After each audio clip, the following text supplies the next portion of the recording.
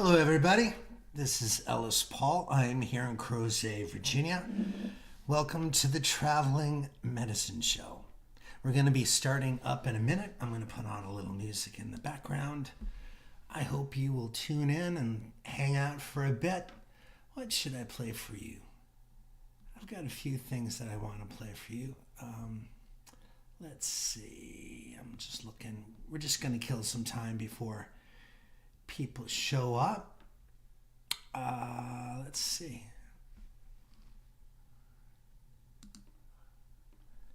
See how that is. Or that. I think we have to get our speakers in line here.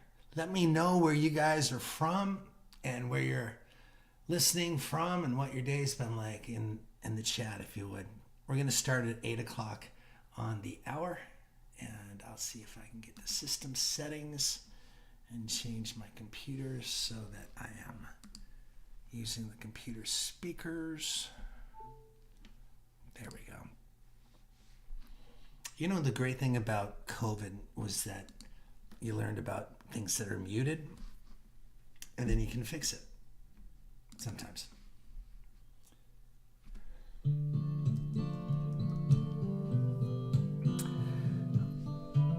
That song that you're hearing in the background is called The Last Song Mankind Wrote, and that is the working title of a novel that I just finished the first draft of, and it's going to come out next year, I guess, but I hope. We'll see. Might be longer. Who knows? Say hello in the comments. Barb Emerson is here up in Maine. Nice to see you, Barb. David King as well. Finger Picker up in Vermont. David King is from Bath, Maine. Cheers to you. And Karen is here.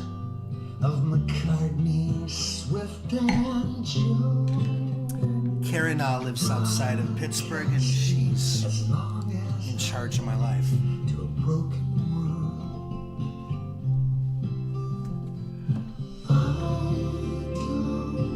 We're going to start in a minute.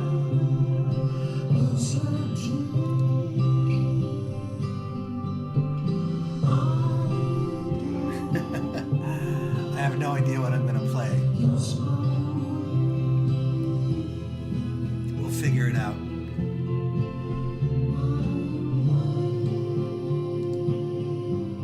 Ellen Woodhouse is tuning in from Greenwich, New York. Nice to see you there. Who are those people in your little photo? Too small to see. Our Hemingways and Van Goghs are gone. Masterpieces hang inside our memories. I miss my wife, I miss my home. I hear the buzzing of their drones. They're looking for me on this frequency. Are you listening? We're going to start in about a minute. We got folks from all over the U.S. tuning in. I'm home in Crozet, Virginia for a bit, which is great. It's good to be home.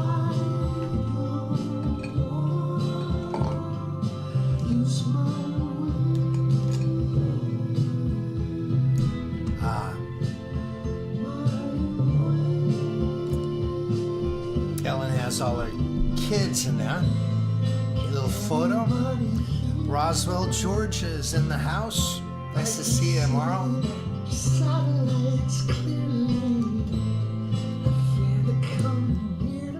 I think it's time to start the show. Let's do this. If you haven't seen this before, this is my fancy introduction. Don't take it too seriously. See you in 30 seconds.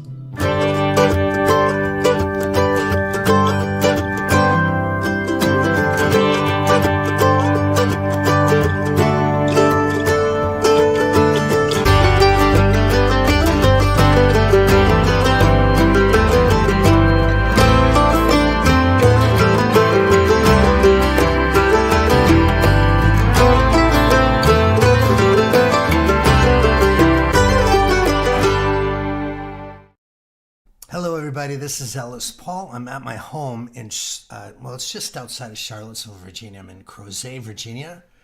And I thought I would broadcast tonight because I'm home for a 10-day stretch. I'm trying to catch up on a great amount of writing work. And I was able to finish the novel I'm working on. And this is the first novel I've ever written. Some of you know that I've done children's books, and I have a book of poetry and lyrics out as well. But this is just a crazy project. I don't know what I was thinking when I told myself this is what I wanted to do. But last summer I went into the recording studio. I had about 20 songs, and I was just going to do another album. And as I was working there, it just felt like I was doing the same.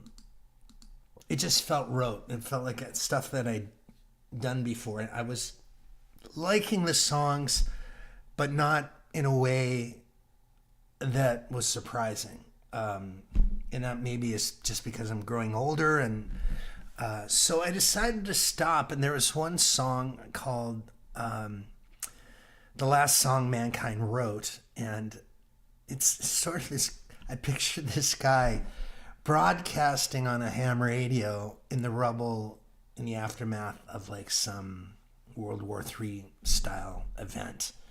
And machines, drones, AI drones are kind of chasing after him, and he's moving from point to point with this little ham radio, and he's playing music into it at night.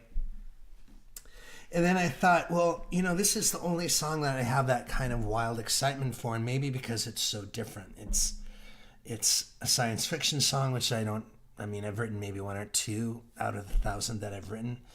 But maybe that was what it was, and I think that might be it. It just felt so fresh to me creatively that I'm like, well, what if I built a whole album around that one song? And then that led to this idea of this whole novel that covers this guy's life as he's going through this landscape and broadcasting all the songs that he's broadcasting.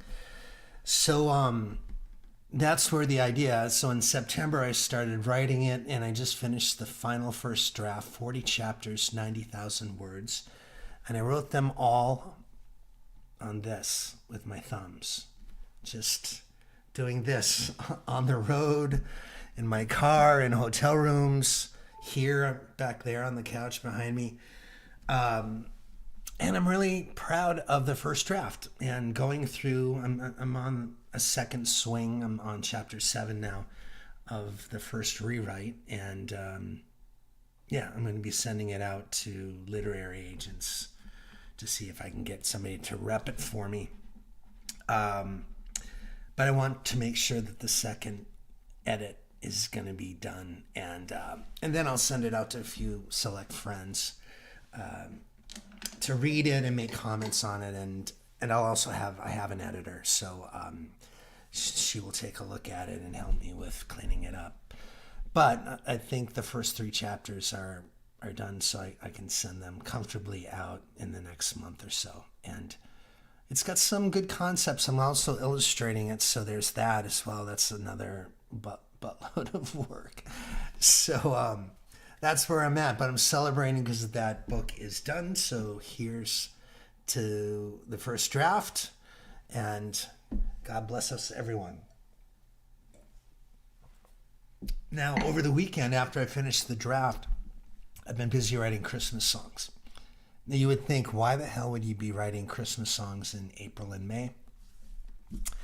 Well, it's because all of these Christmas projects that are recorded in the summer, generally July, they are looking for songs now. And so it's one of these weird things where you just have to get in the Christmas spirit. And there's a project that I'm associated with that is looking for songs. I'm going to try and write 5 for it. So the next 2 or 3 weeks when I'm, in my downtime, I'm going to be writing Christmas songs. So with that, let's just start with a Christmas song.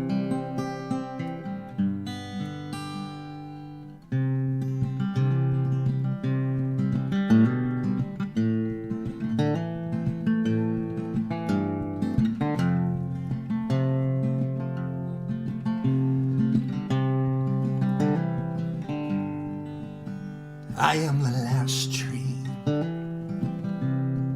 Nobody picked me. Is there something they can't see? Or is something just wrong? The kids and their families, they all look so happy, but I am the last tree. I've got to stay strong. And it's Christmas Eve, and I still believe there's a hope out there for me. Now who is this Charlie Brown? Some mystery celebrity. He keeps singing his name when no one's around. But I'm a Carolina wild pine, roots deep as a coal mine. When my boughs hit the moonshine, I double in size. And it's Christmas Eve, and I still believe there's a home out there for me. Headlights in my branches, I can hear what the man says. This last one has magic. Don't believe what you see. He's bowing to meet you. Like a wise man, he greets you. He's brought all his gold for you, but this one's on me. And it's Christmas Eve, and I still believe there's a home out there for me. Headlights in my branches. I think I already did it, right? I am the last tree on top of a Chevy. When you wake up, you'll all see that I'm finally home. I'm finally home.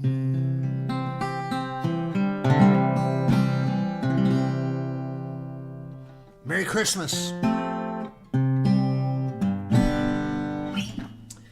This beauty, this little Martin guitar, is called Kismet. Kismet. And I am having a brand new guitar made for me as we speak. George Crackett out of Albany is making it. And I'm going to hang this beast that I've been touring with for 15 years. I don't even know how long. It's been a long time. It's going to be on the wall. And semi-retired. I'm going to use it when I'm recording. And but there's been a lot of damage to it over the years. You can see some of the cracks in the body and cracks there. It's just been through a lot. It's sounding great, but sometimes it slips out of tune.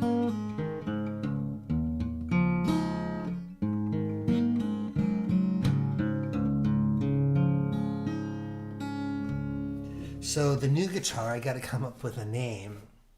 It's going to have the same specs as this, which means it's the same size sound hole, the same size neck, the same amount of frets. It's going to have slightly different wood. I thought about calling it Guinness Zero, but maybe it needs to have its own identity. We'll see.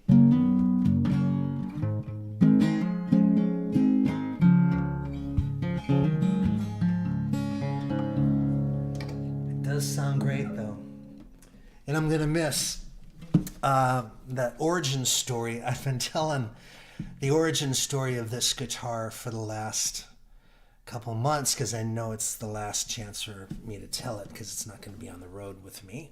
And it has to do with another guitar and Neil Young, who swiped a guitar from underneath my fingers when I was about to buy it.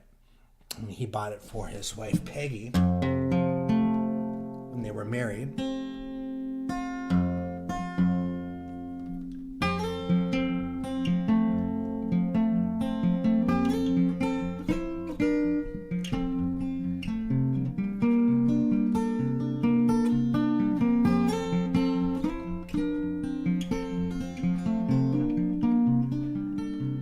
Friday night, I'm going to be up in Millis, Massachusetts. And on Saturday, I am playing...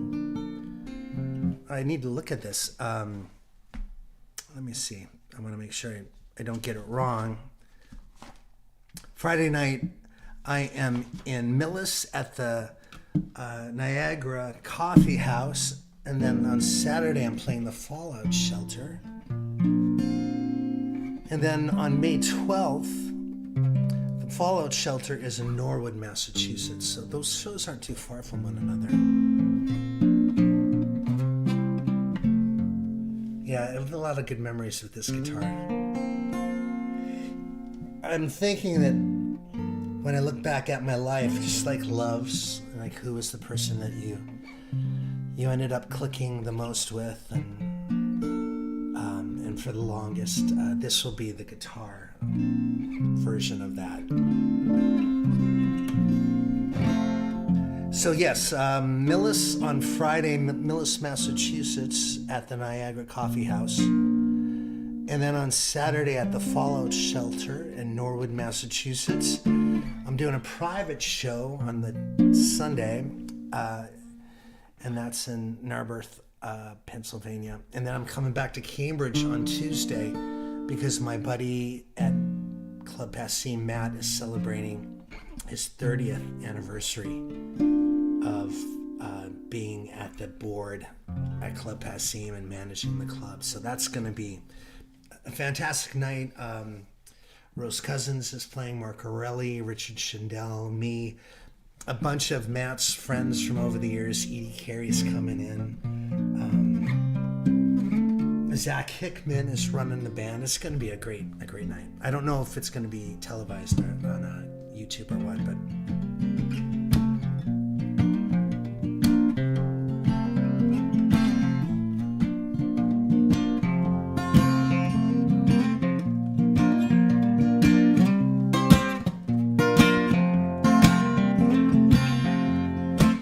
I am an old woman named after my mother. My old man is another. Child is grown old. If dreams were lightning, thunders I heard, this old house would have burned down a long time ago. Make me an angel that flies from Montgomery. Make me a poster of no rodeo. Just give me one thing that I can hold on to believe in this living. It's just a hard way to go. When I was a young girl, oh, I had to be a cowboy. He weren't much to look at, just a free rambling man. But that was a long time, and no matter how I tried, all the years they roll by like a broken down dam. Make me an angel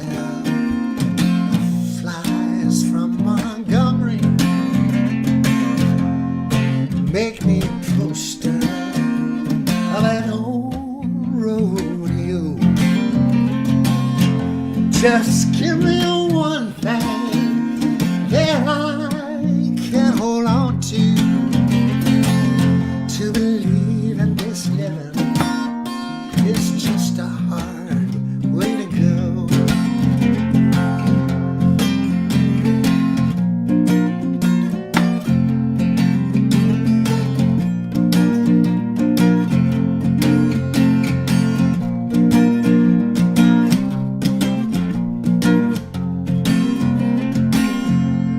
There's flies in the kitchen, I can hear them buzzing, and I ain't done nothing since I woke up today.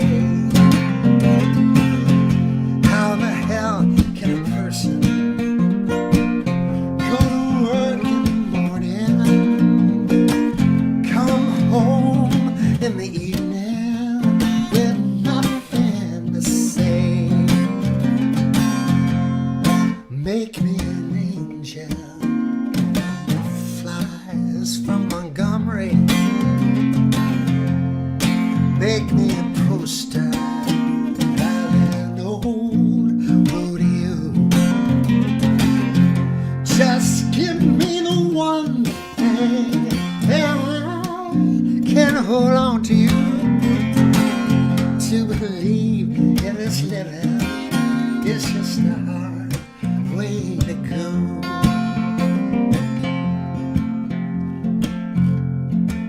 To believe in this living is just a hard way to go.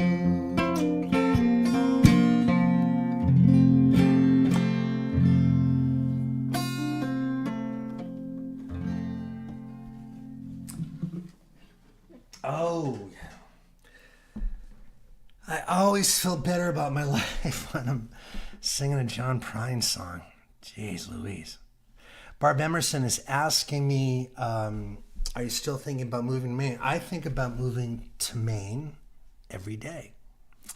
I have a nice home here. My kids are probably going to be rooted here to a degree because their mom is here as well as me, and so I'm going to have to stay and keep this home, and Laurie and I love it. So it's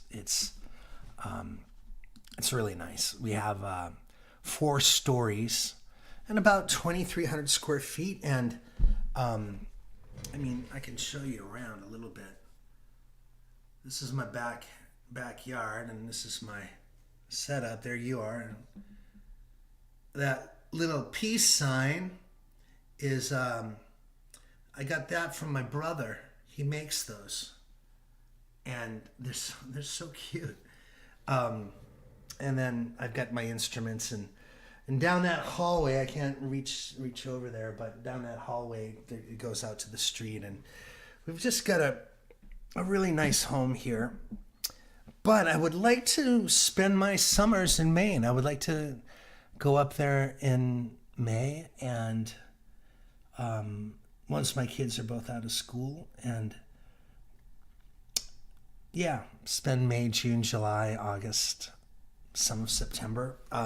My touring life in the summer slows down, but I've been thinking, I think a lot, that's good and bad. One of the things I'm thinking of once this book is done is doing another book.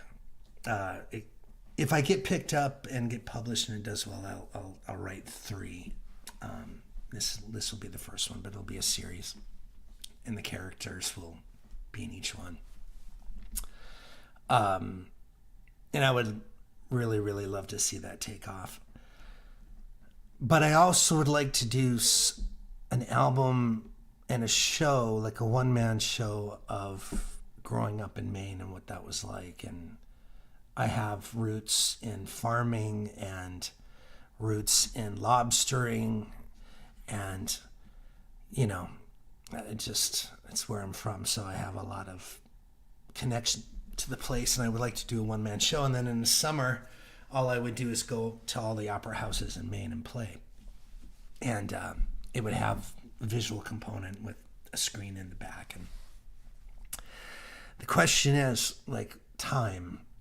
How much time do you have when you're touring around the country and you're trying to maintain human relationships with your partner and with your kids and with your friends and with your various aspects of your business? How do you do all that stuff and still be a, vital artist? And that creates a lot. When I didn't have kids and didn't have a relationship in my 20s and sometimes in my 30s, I got a lot done. Those were the sweet spots of my creative life because there was so much freedom. And in many ways, I'm a better thinker and writer overall than I was back then. Certainly a better editor. And I've also lost some things. I don't sing the way I used to. And I used to have a voice that could touch the cathedral ceiling above my head, and that's not true anymore. But yes, I would love to live in Maine and find a way to make it work financially. And I mean, I'm 61. Can you believe that? I can't. So, I'm thinking about, I figure I have about 10 years of touring and kind of active duty left. And I'm not only because I want to do that, but because I have to. I don't have much in retirement saved up, and I need to work and get my kids through college. And because of that, I just have a lot on my plate to do. So anyway, that's a long story for a short question. And thank God someone said it. Linda says, common grounds. Deb says, Maine is a nice place. It sure is. Linda says, thank you for the John Prine song. And yeah, I'm lucky that I can go around the country, but traveling is getting old. And, I've been looking into teaching positions. I've been looking into, obviously this novel, if it could take off, would be something that would keep me off the road, and make money for me. So I'm still thinking. And this is why, tonight, if you're watching and you're on Patreon, and some of you are, I just want to say thank you. Every month that your subscription saves my life. It's always guarantees that my mortgage and my ex's mortgage is going to be paid for, and so thank you for that. Any other questions? Stacy says the house next to me just went on the market. I think I want to live on the water, which makes things difficult as well, because unless I was lucky enough, like Barb is, to live on Monhegan Island, I would like a place that's on the water, and because I'm in the mountains here, and it's great, but I would like something different. So something on the water. Joan Hacker is here as well. She made this comment, which I love, the idea of that, writing a song about Guinness. Yeah, that would be good. So if you have questions, put them in the feed. I'm not going to go on forever tonight. It's going to be a sort of short one. But I think what I need to do is start doing these weekly again, for my own, I don't know, I feel like it's a way of aligning my backbone and keeping me in touch with everybody. So we're going to try and start these up every week, and we'll have special Patreon events as well. But, got to figure out what those are. And if you have any ideas about what you want to see here, do you want me to do interviews? Do you want me to redo albums? I can do stories again and say something. I can go back to the older albums and do a show of just those albums. Ron Bosley says, my wife and I drive Lake Road in Cleveland every weekend and try to figure out how to live on Lake Erie. Yeah. How many of you guys are into this sort of Zillow scrolling where you just check out properties? I have this thing on my Facebook page where old houses come up on my feed, and they're all over the country, and they're usually under $150,000. They're totally affordable places, but in small towns.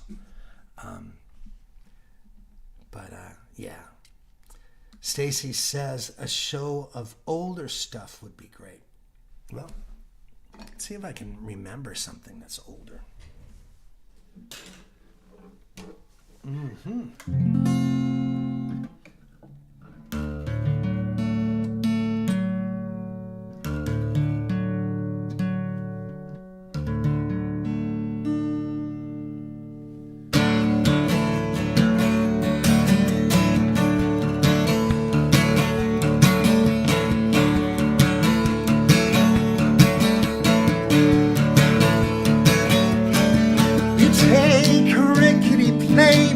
Seattle up into Anchorage.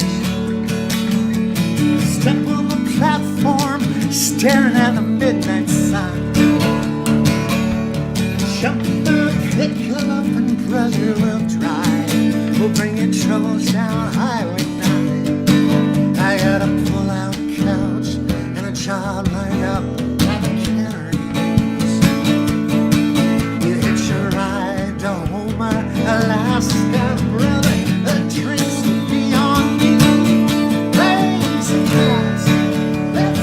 Chalice, welcome to Ellis, Champagne Palace, the finest bar on the strip in Homer, Alaska.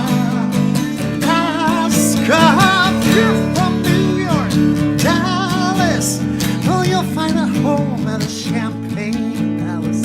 Alice will pour you a cold. Go ahead and ask her if you're running away to Alaska.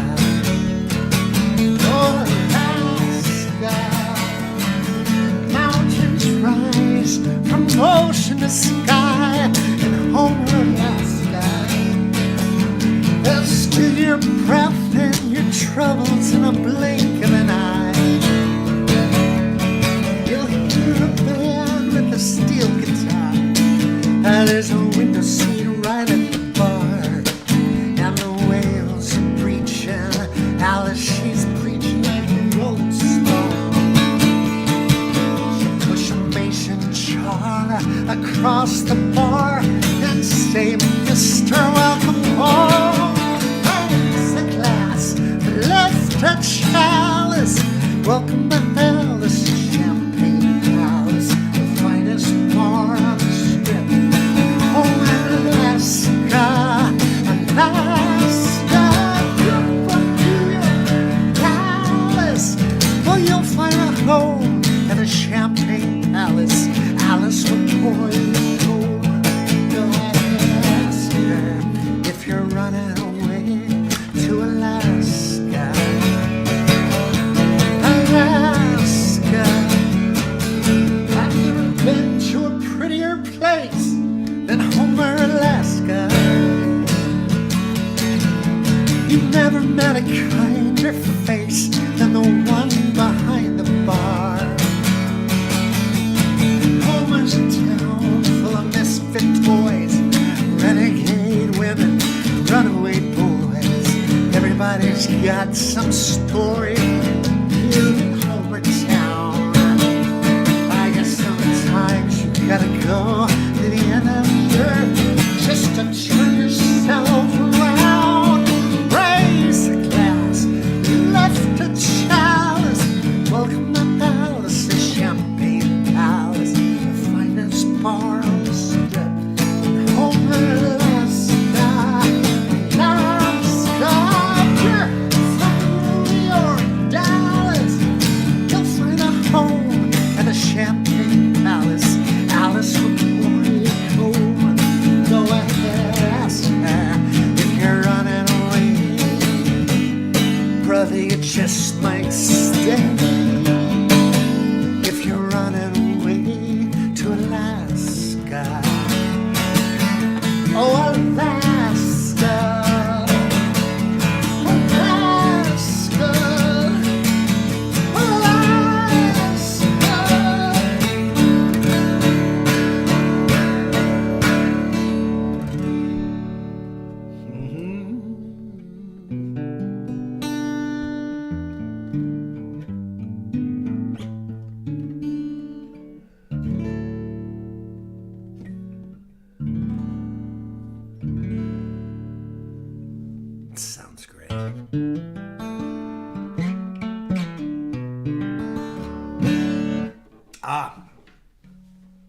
You'll probably see Guinness on the show quite a lot. I'll end up probably pulling it out, the guitar out quite a lot on the shows at home, so you will see a lot of it. But on the road, no, not so much. Jackie Odell says she has a lake house she's trying to drop on my lap. How much would that be?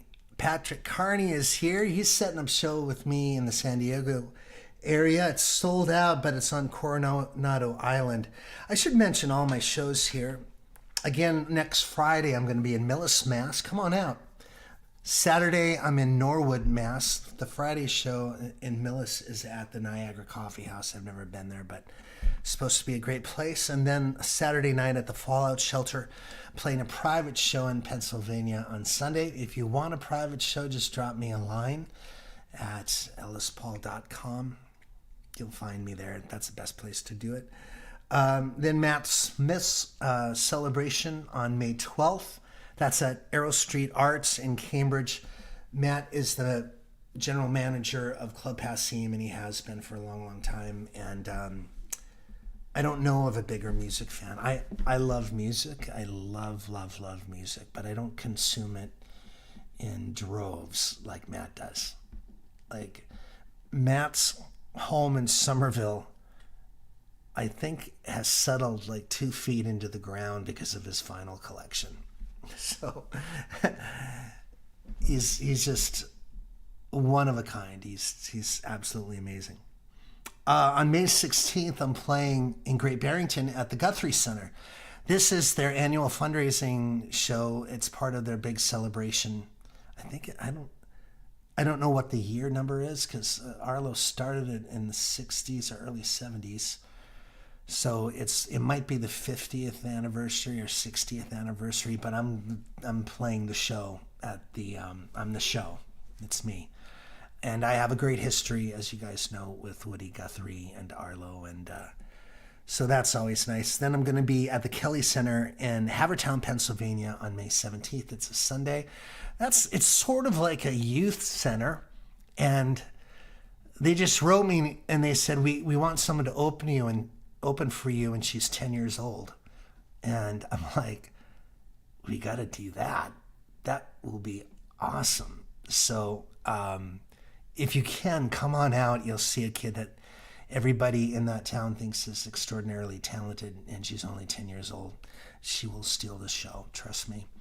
And then I'm heading off to California. I'm playing in Novato, California on May 21st at the Hawkmock Tavern. It's a great venue. And that's going to be in my only San Francisco area show, and it's probably 45 minutes or so from San Francisco.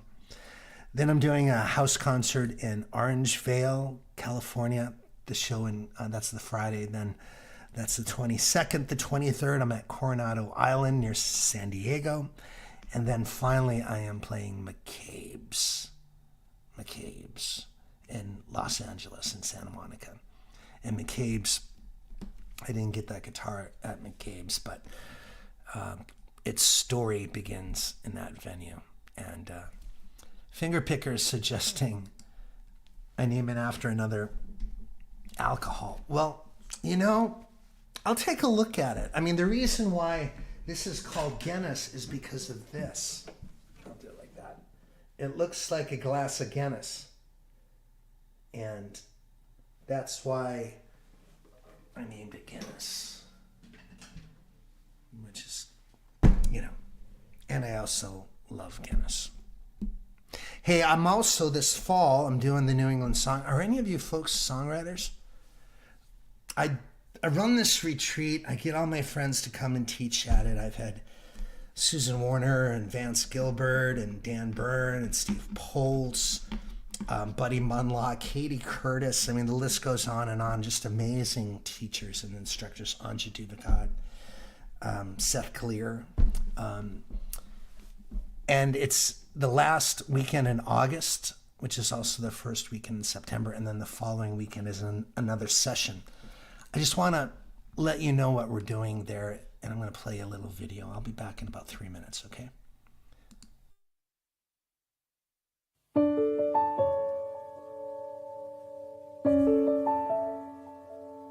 The New England Songwriters Retreat is a gathering of musicians and mentors. We've come together to learn, to inspire each other, to support each other in community, and celebrate the craft of songwriting. When I started this 7 years ago, I was trying to think how I could help myself, my 25-year-old self. Like, what did that person need? I had a great decade in Boston where we had this community of people, and I was thinking, what if I set up a retreat that was sort of like that, where this group of people travel around this retreat over the course of a weekend as almost like a team or a tribe, and they're filtered through all this mentorship, which is exactly what happened to me in Boston over the course of a decade. We're just trying to get people fired up and make them know and believe that they can learn to write songs. And if it's something they want to do, we give them some of the tools to get going. The people who are here, the people who lead it, are really inspiring for me, and getting a chance to spend that time with them, immerse myself in the environment, meet new people, and relating to them and being inspired by others. It's for anyone who's really into songs and songwriting, and they want to give it a try or get kind of inspired again. From year one, I made friends that I still have. I start co-writing with people immediately. I mean, we do have those three elements of our mission: inspiration, community, and learning. Here, everybody listens, everybody comments, everybody has very helpful suggestions. It's really, it helps you take your writing up another level. Every year at Nestor, we have a different collection of instructors come in. Each one of those instructors is responsible for developing something unique to their skill set. They have so many amazing teachers here, and the thing is, the teachers really are interested in the students. My whole lesson is that when you do that genuine, honest thing, when it's coming from your heart, it is, first of all, automatically original because you are one of a kind. And second of all, it's the way to captivate listeners and leave them wanting more. I thought that my passion was really singing and performing, and it turns out my passion is also inspiring other people to do that. Because it has been so important to me and rewarding to me. We're trying to, teach songwriters how to be better than they are, like how to improve and kick everybody forward. Literally change how people think about writing by the time they get out. It's a place for people who love songs and love songwriting to gather together for a long weekend and immerse themselves in this beautiful craft that is songwriting. What we've built here is a home where you can feel welcome, open, and creative, and encouraged to be the artist you already are.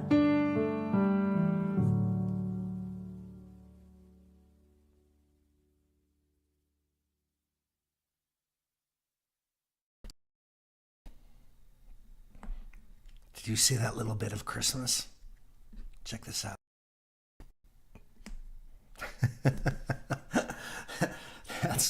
That's what my last couple days have been. I've done a lot in my career, and hopefully will do a lot more, but I don't think there's anything more rewarding than the retreat that I run and the connection that I've had with all the people that have been through it. And I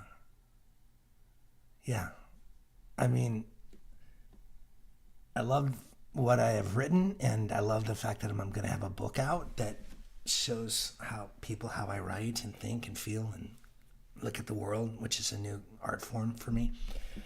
But all of my best friends on the planet are songwriters, and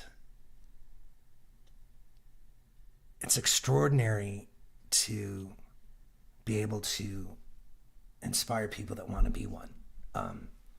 Because I think it's one of the best trains to ride in your life as you're going through it, because you're deconstructing love, you're deconstructing politics, you're deconstructing the things that we struggle with and the things that we celebrate, and it makes for a really super thoughtful collection of people. There's rarely an asshole in the bunch. I mean, they're there because they're everywhere, but you're not going to see those kind of personalities, the steamroller personalities that are a rarity, and they're people that are smart because they're in their heads a lot. So it's just an extraordinary thing, and if you want to look that up, I'll just leave the banner up for a little bit so you can see. There we go. The New England Songwriters Retreat. Someday we got to get Karen to come to one of these, because Karen's a writer. And a singer as well. There are a lot of people that come to this that have never sung a note in their lives on stage. Certainly not one that they wrote themselves. And then there are people that are award-winning songwriters that come, that just want to be part of it for the weekend, and they just want to be re-inspired and get their batteries charged. So we have people that are touring the country like I am, and then people that are just starting out that haven't written a song at all. We have a lot of people that dropped out of the music scene when they were, having babies and having a career, and now they're coming back to it in their 60s and 50s and 70s even. It's an interesting thing. The New England Songwriters Retreat, I hope you will check it out. I want to thank you guys. I haven't been checking the tips on my phone, but if you have been leaving something for me, thank you. Thank you. I know I've been talking a lot tonight and not singing much, but it's me. Well, can't sing or write. Can you tap dance?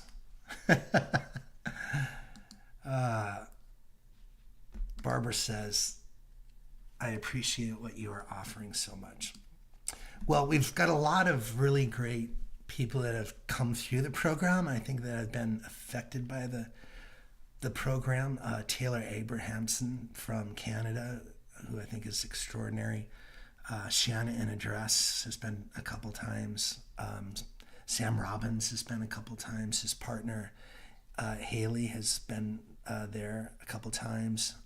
Just really promising up-and-coming songwriters as well. And it's not easy. It's not easy to start this career.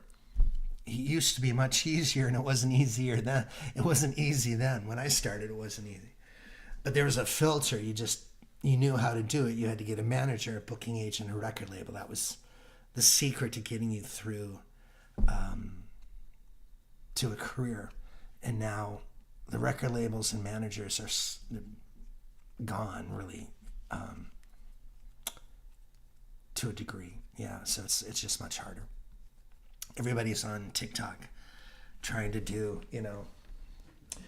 they're doing topical songs, or they're singing songs about their cats.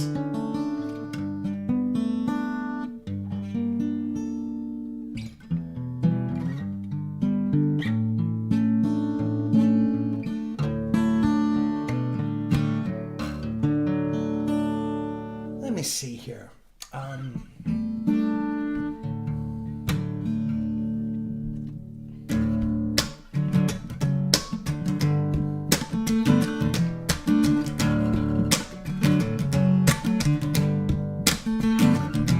She's searching for some form of salvation in the corner of a bar down the Kear Street.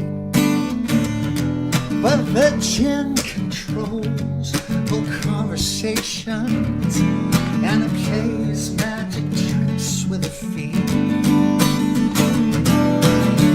She gets up, falls down, breaks even, gets caught by the wrong Mr. Right.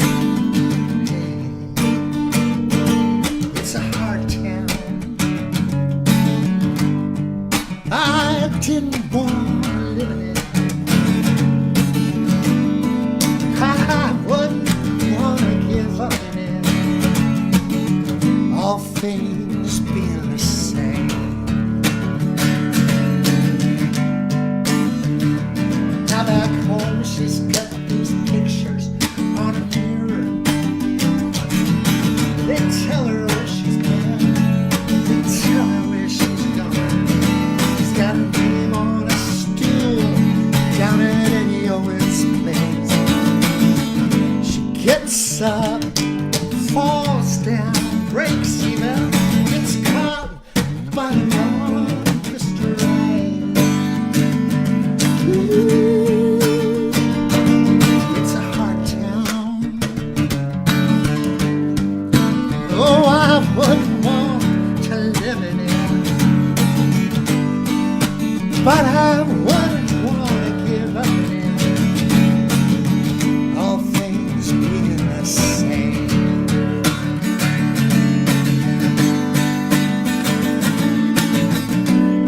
She drinks when romance brings her down like a glass of blood in a red.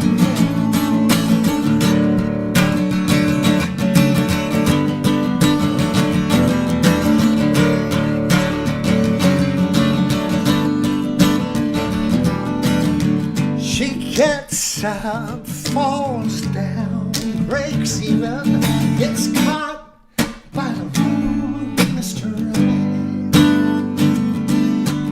Yeah. It's a hard town. Oh, I wouldn't want to live in it, but I wouldn't want to give up. Yeah, all things being the same.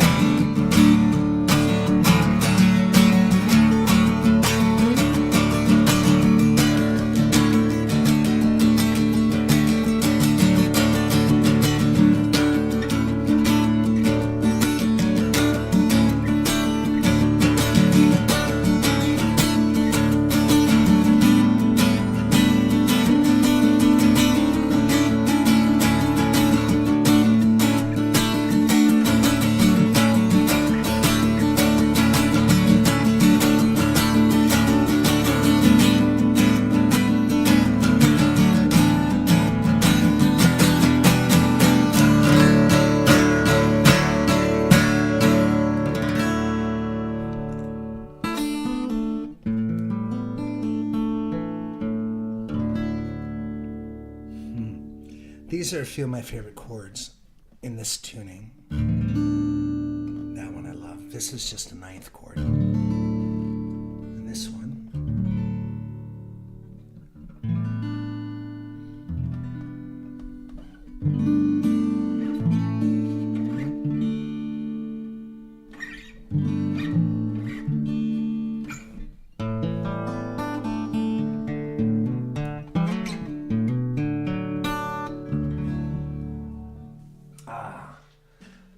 That felt good. Hey, it's been great to hang out with you all. I am looking at my my schedule here, and today is May 3rd. I think my next one is probably gonna be, gosh, I don't know, the 13th or the 14th, probably the 14th of May. My daughter, the 14th would be a great night to do it. My daughter is graduating from college on May 14th in the morning. It's a 9 o'clock graduation ceremony. And I'm so proud of her. I really am. It's, that would be an exciting day to share with everybody. So let's do it on May 14th. Okay, we'll do it on May 14th next. I could do it on Wednesday, but that sort of seems soon, although I didn't really promote this very well. But let's do it on the 14th. That'll be the next one. And then I want to start up again. I know you guys love the special guests and stuff, but I need to make it worth their while to come and join me here. And it's expensive. I feel like I want to make sure everyone makes a couple $100, and sometimes there's only 50 people watching, so I can't always afford to have people come on. But yeah, I mean, we'll do album shows coming up. We'll do some interviews. I want to share more with the book stuff as I'm doing the art. And please join Patreon if you're not on Patreon. Folks at the upper level of Patreon are going to get pieces of artwork that will be appearing in the book. And there's going to be like 100 drawings, so my top 100 donors will be getting artwork in the mail. And thank you all for the tips and the tip jar there. Thank you for believing in my art and my writing and my music, and I love you. That's it. We'll see you on May 14th. Okay? Cheers, y'all.